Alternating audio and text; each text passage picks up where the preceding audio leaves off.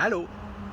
Alors, vous devez bien vous demander ce que je peux bien faire à côté des bacs à compost de l'écoquartier de Chicoutimi, avec raison d'ailleurs, puis à côté du petit poulailler urbain.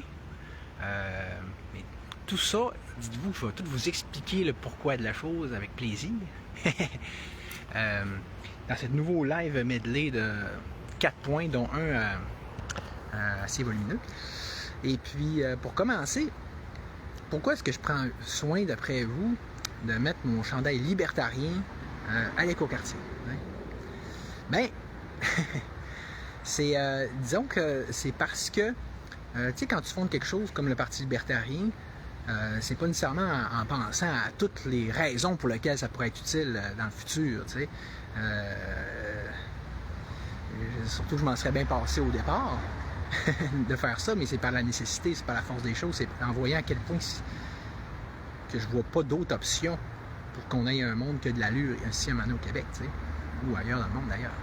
Parce que je pense vraiment que c'est une formule qui gagnerait à être exportée à peu près partout sur la planète. Même ce serait un plus grand service qu'on pourrait lui rendre. Donc, plus concrètement, je pense que plus ça va aller, plus on va en voir des nouvelles raisons, plus ça va nous sauter aux yeux, plus ça va faire à tout bout de champ. Ben, je pense bien qu'il y avait raison, chose. Puis ça fait ça pour moi aussi. Exemple. Ceux qui me connaissent savent que j'ai starté des grativores du Saguenay. OK? Ça, c'est quoi ça? On prend de la nourriture qui serait jetée, on la redistribue gratuitement. Certains savent que j'ai... si vous ne saviez pas, bien, tellement que vous l'avez vu dans mon dernier live, que je travaille aussi sur le projet de bazar gratuit.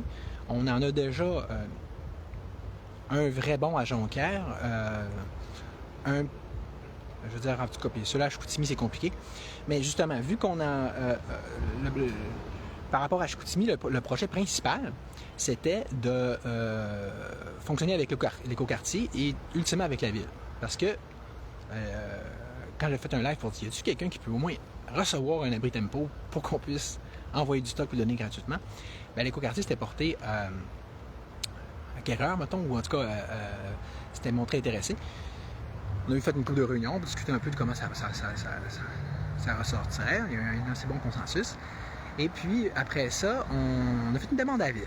Fait que, comme vous avez vu dans mon dernier live, si vous l'avez vu, où je parlais de la chose, ben, tu sais, c'était comme, ça venait à dire, c'est long, hein?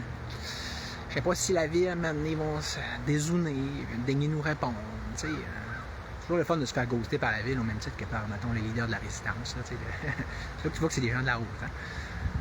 Mais quelle ne fut pas ma surprise, vraiment, que j'aurais donc dû m'y attendre. C'est peut-être parce que je m'y attendais que j'ai pris soin de surtout pas faire affaire avec la ville depuis le début. Le moins possible. Tout ce que j'ai pu faire pour l'éviter, je l'ai fait. Que ce soit dans le contexte des grativores ou de l'écoquartier. Les grativores, c'est ça, ce sont tous des points de chute qui sont chez du monde. Okay? C'est entre nous autres qu'on s'organise. Dans un fonctionnement qui est donc très typiquement anarchiste. C'est ça l'anarchie, on s'organise entre nous autres. Bon, donc, ce sont plus beaux jours. Et puis, au même titre, il y a des gens, j'ai pas demandé de permission à personne là, pour faire les grativores ou d'aide, là. Je l'ai fait, point. D'ailleurs, le collectif Emma Goldman dans le temps m'avait dit wow, bravo, ça c'est de l'anarchie. Fait que, quand là, les gens me voyaient rusher pour essayer d'en faire un à Chicoutimi, ben, ils me disaient, demande à la ville, j'étais comme, feeling, ça ne donnera pas grand-chose. Fait qu'on dirait que là, j'ai eu la confirmation, tu sais, que j'avais un bon feeling ou que mon feeling était bien fondé, dans la mesure où là, ce qu'ils nous ont dit, c'est... Mais d'abord, avant de vous expliquer, avant de vous dire qu'ils nous ont refusé le projet, je vais vous montrer comment on leur avait tout mis sur un plateau. Là. De quoi qu'on parle? Ben, tu sais, regardez, vous voyez ça, là? C'est des anciens bacs de compost. Comme vous voyez, on est en train de les démonter, de les enlever. Fait qu'on s'était dit, vous voyez qu'il y a un espace, là, il y a un parking. On pourrait déborder une petite affaire sur le parking. On aurait pu faire une sorte de bel abri. Là. Tu sais, déjà, il y a une belle petite... un petit poulailler qui est là. Je fais attention parce qu'il y a quelqu'un qui ne veut pas être filmé. Puis il y a une petite cabane, tu sais. C'est tout bien cute, là, avec un petit potager, etc. Je te filme pas, là, Denis. Je l'ai nommé pareil. Bon, puis là, c'est ça. Fait que là, c'était ça le principe. Puis on fallait juste leur donner la permission de daigner nous autoriser à mettre de quoi là, nous-mêmes, là, sans même leur demander de l'aide ou un budget. On s'est dit, regarde, on va le faire avec nos propres moyens parce que moi, ça donne que j'avais un terrain avant au Grèbe, donc à l'éco-hameau de la baie, et puis que j'avais fait du bois. Fait qu'il m'en restait, fait que je le rapatriais chez moi en vue de faire ça. Puis récemment, il s'est démonté un poulailler là-bas. Fait qu'avec le bardeau de cèdre, on aurait pu, qui faisait la couverture, on aurait pu tout récupérer ça ici, puis être dans le même esprit de gratuité puis de récupération qui caractérise le projet. Écoutez bien ce qu'ils nous ont dit. Non, on refuse, parce que si vous voulez que ça fonctionne, il va falloir que ce soit nous, la ville, qui le fasse, parce que vous n'êtes pas capable de rien faire, hein, de construire, et payez-nous. Donc, j'espère que vous avez un bon budget. C'est bon, hein? C'est intelligent, c'est cute, hein? C'est super, c'est visionnaire, c'est écolo, c'est des gens, tu vois, qui ont compris le concept, qui ont compris qu'on est en plein, on est en pleine lutte à la pauvreté, là, je veux dire, sociétalement, mais encore plus particulièrement avec un projet de même, qui, au même titre que les gratuitoires le font pour l'alimentaire, nous on faisait pour le non alimentaire, c'est-à-dire enrichir le monde, c'est-à-dire lutter contre la pauvreté en leur faisant économiser. Parce que en passant, ce que tu as gratuit, pourquoi acheter ce que tu peux avoir gratuit, puis quand tu as gratuitement ce que tu aurais pu acheter, tu sauves de l'argent. Parce que, tout le monde chiale, hein? C'est le coût de la vie, depuis la COVID, l'inflation. Mais c'est qui a des solutions intéressantes, réelles? Les gratuitoires, c'en est une réelle. Fait que là, d'ailleurs, il faut croire que c'est pas juste moi qui le dis, parce que le nombre de visites, il a passé dans la période pré-COVID, 500 visites par mois, c'était beaucoup, là, c'est rendu, ça pète le 1500. Fait que là, tu sais, je veux dire, au-delà des violons, là, ça, c'est une solution concrète. Le ballon gratuit, ça aurait pu naître aussi. Et puis, d'ailleurs, au même titre que ça, c'en est une vraie, maudite vraie. Moi, s'il y a rien qui me tanne plus, je fais un aparté, mais ça fait partie des points qu'il y avait sur ma liste, que d'entendre à quel point, de voir à quel point il n'y a pas un politicien qui se garoche pas sur cette occasion en or là de se faire du capital politique ou de se faire de jouer les sauveurs, là, qui dit le prix de l'épicerie puis le monde, ils ont de la misère. OK. Puis, tu proposes quoi? Ah, mais le gouvernement va envoyer un chèque, comme le gars a dit, ou un crédit d'impôt, hein, comme disait Duhem. Mais pour vrai, là, c'est quoi la vraie solution la plus concrète que tu peux avoir, sinon qu'on enlève le plus possible l'État, on enlève donc le plus possible les taxes, puis tout cet argent-là, vous récupérez dans vos poches à vous. Puis en plus, on ne se fait pas mettre dans les roues quand on veut faire un projet intelligent comme ça. Je ne vais pas mettre des bâtons dans les roues. Bon. Parce que ça, c'est ça. C'est quoi? Comment mieux montrer à quel point l'État semble s'ingénier à torpiller toute forme d'initiative individuelle. La seule façon que tu peux faire un produit, en étant sûr de ne pas te tromper et de ne pas perdre ton temps, de pouvoir faire une initiative individuelle, c'est de faire comme j'ai fait avec les gratuitoires. Tu le fais, point, justement. Il faut bypasser ça. Je l'avais déjà compris il y a 5 ans, ça s'arrête, c'est pas beau. Mais une des choses qui me l'avait appris, c'est quand j'étais à l'éco-hameau de la baie, quand je planifiais de me construire, puis bonjour, regardez, croche pour faire un live, c'est l'enfer. Et que je me faisais dire au niveau de la ville que se construire en bois d'œuvre, en bois de brut, finalement, ça se fait pas. C'est dangereux. Non, la maison va s'effondrer. Donc, il faut faire appel à un ingénieur. Donc, autrement dit, toutes les maisons ancestrales du Québec qui sont bâties justement en bois brut, on ne sait pas trop comment ça se fait qu'ils tiennent encore. C'est une sorte de magie inexplicable. Mais tu sais, c'est ça.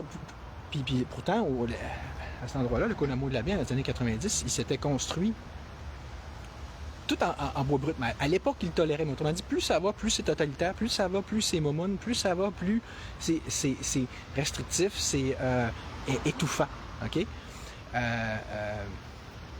Mais ça fait surtout notamment des raisons pour lesquelles j'ai fait ce parti-là, tu comprends? Bon. Puis, un autre exemple dans le même sens. Moi, j'ai un oncle que je nommerai pas qui avait une auberge jeunesse pas loin d'ici, c'est la rue, un peu plus par là, c'est la rue Bossé. Puis, quand il est arrivé le déluge, ça a tout développé son affaire. Puis là, quand il a demandé de l'aide de l'État, il n'a pas eu. Mais auparavant, des bâtons des roues, par exemple, l'État, ça, il n'avait. Oh! Sous la RBQ, il y avait toujours un inspecteur qui venait dire ton garde d'escalier n'est pas à sa place. Ah, ta porte couvre-feu n'est pas comme il faut. Ah, c'était telle affaire. Fait que, tu sais, lui, il a passé sa vie professionnelle à lutter contre l'État, sans le vouloir, là, juste à se défendre hein? Si ça n'avait pas été d'eux autres, tout ça serait effondré encore là, ça aurait été la fin du monde. C'est les sauveurs de l'humanité. Mais que pensez-vous qu'il a fait de guerre lasse, là, après tout ça? Ben, il s'est mis sur le BS. Puis, il s'est dit, regardez, c'est ça que vous voulez. Je vous demande de l'aide, vous ne me le donnez pas. Mais quand c'est le temps de me mettre des bâtons dans les roues, de m'empêcher de gagner ma vie, honorablement, professionnellement, avec un projet, puis ça marchait. Là. Il y avait plein de monde chaque année. Ben, là, vous faites tout pendant m'en empêcher, ben, regarde, c'est correct. Or, l'OBS, dans le temps-là, c'était plus facile qu'aujourd'hui. Ça, vous me l'offrez sur un plateau, ben, je ne serais pas plus con qu'un autre.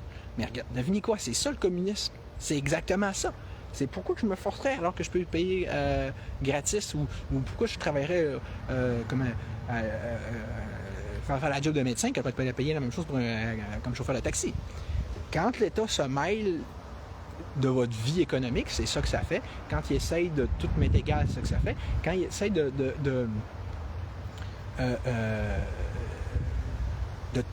tout restreindre, mais à un moment donné, tu te dis, je ne me casserai pas à vie. Surtout que le beau côté de l'État, c'est d'amener des programmes sociaux où est-ce qu'ils vont te mettre le cul dans le bec. Fait que, tu sais, si t'es pas plus con qu'un autre, tu vas prendre la voie de la facilité. Puis tu feras rien. C'est ça que vous voulez? Ben, c'est ça qu'on a. Puis c'est ça que ça va devenir de plus en plus. Puis c'est déjà ça. Bon. Parlant de totalitarisme, tu sais, quand on parle exemple de crédit social, il y a comme du monde des fois qui nous répond. Hein? Ben, je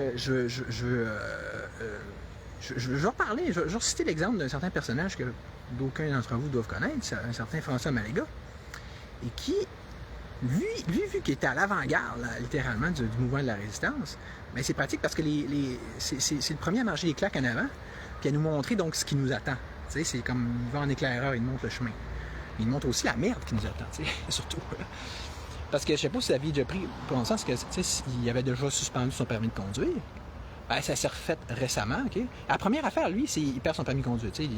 Fait que, tu vois que ça c'est une arme qu'ils utilisent, dans le fond, déjà, pour les plus coriaces d'entre nous, mais tu m'as dit, plus on va devenir coriace, et plus ils vont faire ça. Ou, autrement, plus eux vont devenir plus totalitaires, d'après vous, ça risque de se passer, et plus ils vont faire ça. Même chose pour les comptes en banque, imagine-toi donc, j'en reviens pas. Quand j'ai su l'autre fois qu'il y a 2 comptes en banque, ben, il y en a un qui ont bloqué. Celui, tu sais, je veux dire, c'est ce qui pose des petits problèmes quand tu veux payer ton loyer, hein, puis tout, hein. Fait que, ben oui, tu sais, on pensait, que ce serait juste pour donner cas d'exception, comme quand Trudeau il avait voulu faire face à l'immense menace nationale que représentaient les camionneurs, qui avait dit on va suspendre leur compte en banque, hein, juste pour cette fois-là. C'est ça, hein, le totalitarisme. C'est donne-en un pouce de corps, puis ils vont l'étirer de plus en plus. Je veux dire, c'est pas quelque chose qu'on peut. Ça va pas diminuer, ça va pas ralentir. Tu commences à laisser faire ça. Comment vous pouvez vous croire qu'ils vont pas profiter du fait qu'on les laisse faire? C'est l'histoire qui est humaine à son meilleur, tu sais. Ben, fait que c'est ça, vous voyez, c'est pas... Mettons, ceux qui pensent que c'est une abstraction, le crédit social, là. Ben, c'est déjà en vigueur, on le voit, avec des gens comme Maléga. Dans tout ce que ça peut avoir de plus concret, puis de plus crisse, de plus inacceptable, de plus communiste à la chinoise, de plus, je veux dire que ça a des conséquences assez majeures dans ta vie. Là. Pas de compte en banque, pas de permis de conduire.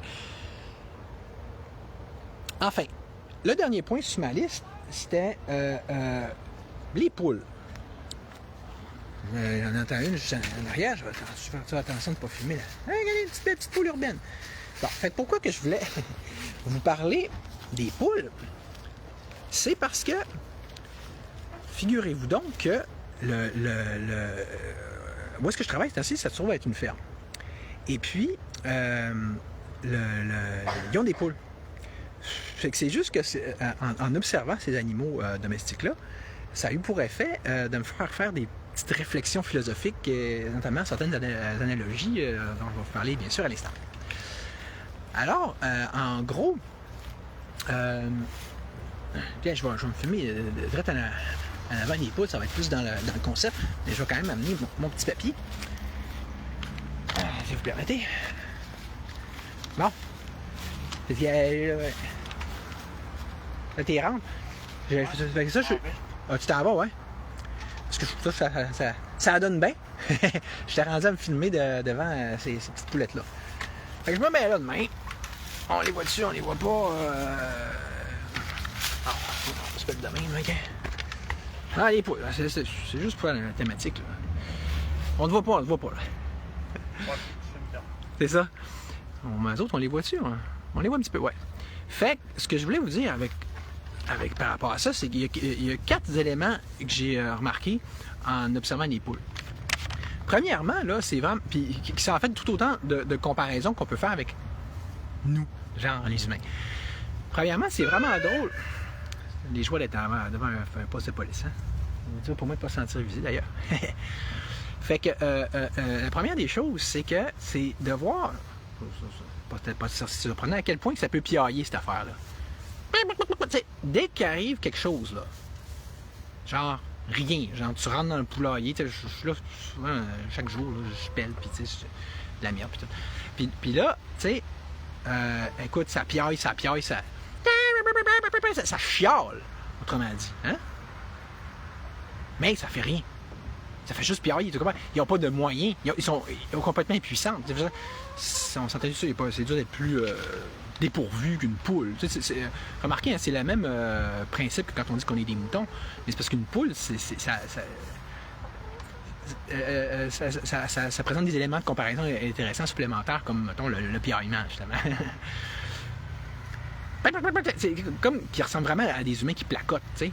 Qu'est-ce qu'on fait si c'est pas ça? Passer notre temps à placoter, puis à s'énerver, puis à chialer, à me mérer, puis à faire nos lanceurs d'alerte. Ah, je sonne l'alarme! Ah, ouais, mais tu sais, regarde, il se passe quoi après? Il n'y a pas aucun mécanisme, là. Je n'ai pas, ils sont dans un poulailler, ils sont en prison, là. Ils chialent pour chialer, tu comprends? Je veux pas critiquer le fait d'avoir des poules. Mais, tu sais, c'est pas comme exemple, même comme pour des chiens de prairie, exemple que s'ils sonnent l'alarme, ben là, il se passe quelque chose. T'sais, ils vont aller se cacher dans leur terrier, genre, il y a un plan de secours, ou comme si on prend des animaux dans la nature, hein, et non pas exemple justement des moutons, ben sinon qui sonnent l'alarme, ils vont fuir, ils vont s'en aller. Salut! Puis bon, fait vous voyez où est-ce que je veux en venir, c'est exactement ça, nous autres. Moi j'arrive avec des solutions depuis le début. Là. On m'écoute pas, mais Christy qu'on piaille, par exemple, Christy qu'on chiale, Christy qu'on ressonne l'alarme à l'infini. Puis on s'en jase, on en jase entre nous autres. Ah, on fait des talk shows, puis il y en a qui en ont fait une carrière, mais je te donne. Fait que l'autre élément, c'est la notion d'évasion. C'est vraiment spécial. Quand tu zigonnes avec les poules en poulailler, tu vois qu'ils ont toujours la tête vers la porte de la sortie.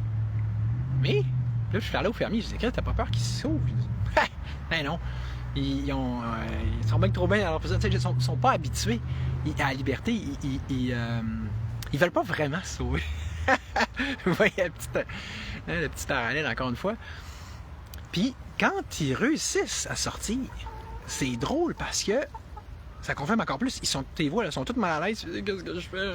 Ah, je suis pas sûr. Puis tu leur fais une petite menace, puis ils rentrent. J'ai-tu besoin de faire de pousser l'analogie, là, de vous expliquer ce que je veux dire par là? Puis enfin, la dernière chose que je dirais, c'est un autre ordre complètement, mais c'est au niveau du respect. Parce que vous savez, c'est un animal très intelligent que celui-ci. Hein? Regardez. Vous voyez, justement, ils viennent prouver qu'est-ce que je viens de dire. Ils ont compris que je n'étais pas une menace, fait que là, ils viennent. Mais c'est ça qui est drôle. Les poules, là, tu sais, des gens disent attention, il va te mordre, là. Il va te mordre, d'ailleurs. Mais ce que je veux dire, c'est que moi, quand je travaille avec eux autres, souvent, je fais des mouvements brusques et tout ça, puis tu sais, je suis tannant, je fais du bruit, ils n'aiment pas ça. Mais ils ont compris, ça n'a pas pris de temps à comprendre, pourtant, que je suis inoffensif. Là. Je suis déjà, même que je suis. Les gens qui me connaissent de là plus longtemps savent qu'en réalité, je suis un amoureux des animaux. Fait que tu sais, je prends bien, tu sais, je suis quand même délicat avec eux autres. Je vais jamais. Je calcule mes mouvements, je suis tout. Tu sais, pour se les déranger le moins possible. Mais ça, ils l'ont vu, ils l'ont catché. Puis, ils me. Tu vois qu'ils me font confiance. Puis qu'ils n'essayent pas d'attaquer ou de défendre ou quoi que ce soit. Mais c'est ça que je trouve cool. Puis il y a un respect. Il y a un respect mutuel donc qui s'installe. C'est ça que je voulais dire. Puis c'est pas si vous avez remarqué que les animaux. Ça sonne typiquement humain comme qualité, le respect. Mais qu'en fait, s'il y en a qui comprennent ces animaux beaucoup plus facilement, naturellement et rapidement que nous. Même dans la savane africaine, je ne sais pas si ça vous avez déjà vu ça, c'est surprenant de voir comment ça peut s'installer rapidement, ce respect, puis même cette non-agression-là. Exemple, dans les points d'eau, parce que tout le monde, il faut qu'ils boivent là-bas, là. Les animaux, je veux dire, fait qu'ils faisaient comme une sorte de trêve quand ils arrivent pour boire. Là, ils s'installent tous, là, puis tu peux avoir des lions, puis pas beaucoup plus loin des gazelles, puis tout ça, mais ils ne s'écœurent pas, mais ils se font pas chier. Mais ils vont pas trop se voir plus qu'il faut. Un respect naturel, sa plus pure essence. Alors que, tu sais, on sait, ça fait longtemps qu'on remarque comment que l'humain est beaucoup plus belliqueux. L'humain est belliqueux, il aime la violence gratuite, il aime la provocation gratuite à des niveaux qu'on connaît, comme, mettons, justement, la guerre, la violence, tout ça. Mais, à un niveau plus subtil, plus de base, comme je le respect, c'est autant vrai, sinon plus. Regardez comment on est irrespectueux l'un envers l'autre dans la résistance. On dit, ouais, mais t'es le premier. Non.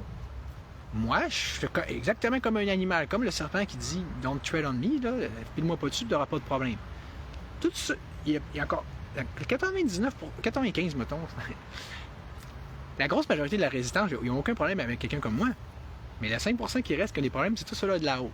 Qui font leur faim, leur fraîchier, leur baveux, leurs arrogants, tu sais, de toutes sortes de façons, là, qui vont d'ignorer à ghoster, à genre. Ça, c'est quand c'est pas des petits commentaires bitch. Là, le plus récent qui va avoir appris à pas faire ça avec moi, c'est Jonathan Blanchette, évidemment. Mais ça a arrêté quoi? Ça a arrêté quoi de juste me respecter? Il n'est pas capable, lui, ce gars-là, puis c'est pas le seul à dire. Mais c'est juste un exemple criant, typique parmi d'autres. Même dans notre même mouvement, pas capable de se respecter, pas capable de juste être chill, être sur un pied d'égalité. Non. Trop demandé. Si on n'est pas capable d'être au moins aussi intelligent que des animaux, même dans notre mouvement de gens supposément éveillés, puis quand on est donc bien censé être hot, là, bonne chance, hein?